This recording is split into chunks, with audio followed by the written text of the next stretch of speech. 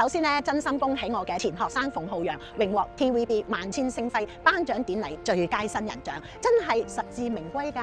殺人放火金腰帶，修橋補路冇屍骸。原嚟咧，大話連篇同埋永恆去扮新人，先係而家最被鼓勵嘅美德。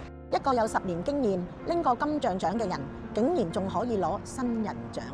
我係問心無愧，係啦。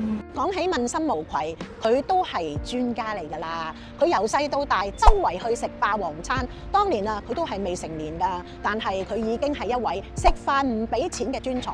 第一次佢食完嘢走數，連佢父母都唔肯去贖佢，話好醜喎。最後佢硬着頭皮就揾我去打救佢啦。咁我當時就同佢解咗圍啦。我仲同當時17歲嘅佢講：點可以周圍去飲食㗎？你唔覺得醜，我都覺得醜㗎。唔夠1個月，同一間鋪同樣嘅戲碼，佢又因為走數又俾人哋捉住啦。當時咧，我喺扒房食緊飯，根本咧就趕唔到去救佢。但係佢當時咧係着住我學院嘅校服，我唔想我間學校名譽掃地。最後我係用 PayMe 搖佢幫佢呢一位未來最佳新人找咗條數。我當時咧就用好嚴肅嘅語氣同佢講：我唔會再救你第3次㗎啦。其實你知唔知醜字點寫㗎？7歲嘅細路仔啊，都唔會做呢啲咁嘅行為啦。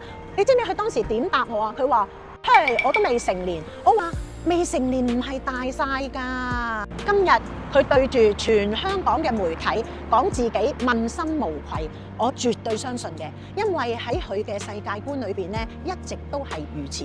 佢梗係問心無愧啦，因為佢走得甩嘅就不計其數，走唔甩嘅就揾人幫手抿屎。今日佢問心無愧，咁樣就否定咗人哋一切嘅恩情，迴避所有嘅證據，因為佢相信只要佢夠紅，有公司維護，有獎項嘅光環，最終輿論都會幫佢找數，將所有醜陋一筆勾銷。呢個就係我哋香港未來嘅偶像啦。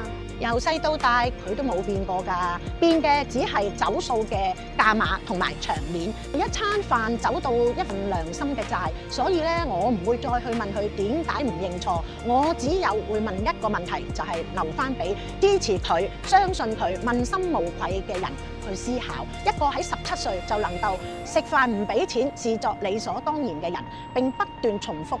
你憑乜嘢會相信佢會喺27歲嘅時候會對一份更龐大嘅恩情心存敬畏、識得感恩呢？細時偷針，大時偷金，而家佢已經由一個小騙徒變成一個大騙徒㗎啦！呢個就係 TVB 鼓勵緊嘅最佳新人，恭喜晒啊！